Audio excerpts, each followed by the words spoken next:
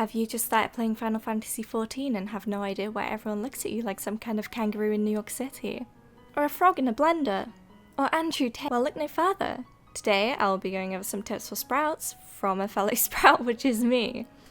Reminder that yes, as stated, I'm still a sprout, and some of these tips may be subject to change or may have better alternative options that I have not yet discovered so far in my exploration of Eorzea. Tip number 1 seems simple enough, but a lot of people actually forget this one. Tip 1 is to be respectful and kind in Final Fantasy. I know, respectful and kind, whatever. But in a lot of in a lot of multiplayer content such as dungeons or trials, people will be playing said content for the first time and may want to view the cutscene. I've been in quite a few lobbies where people just rush into the boss and we have a 3-man instead of a 4-man because someone couldn't wait for the 4th player to finish the cutscene. I can't describe what anger this brings me whenever I see it happen. Just be patient and kind to your fellow warriors of light.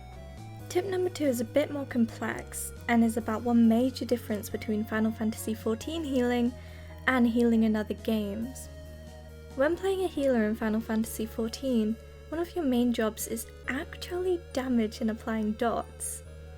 I personally started as a conjurer / white mage and instantly looked up some guides, so I found this out pretty quickly, but I see a lot of healers just standing idle staring into space when nobody needs healing. Although your healer may not do insane damage, doing 1 point of damage is always better than 0.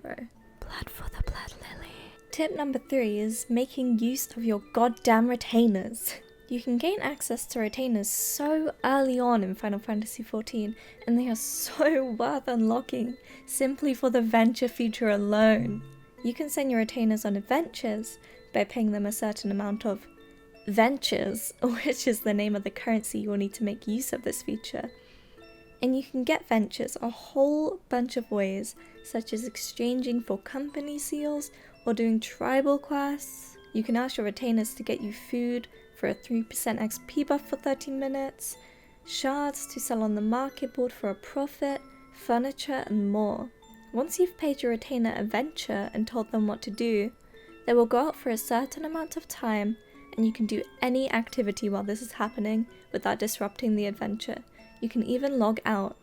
Not to mention, you can still access your retainers even if they're on an adventure. Tip number 4 is to have a look through the settings menus. There are a whole bunch of different things you can change to improve your gameplay experience, and some can even save your ass in higher level content such as autophase target when locked on. Have a look through them all and look up some recommended settings online. There's bound to be a setting or two that you'll like.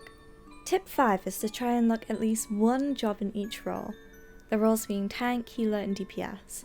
You may have noticed that once per day you can get a lot of rewards for completing a roulette, but you may have also noticed the fact that on every roulette there is an quote-unquote adventurer in need. What this means is that by playing the specific role for that roulette, whether that be tank, healer or DPS, you'll get some bonus rewards, and these can be super helpful for getting gil, company seals and XP. Hilarious and original!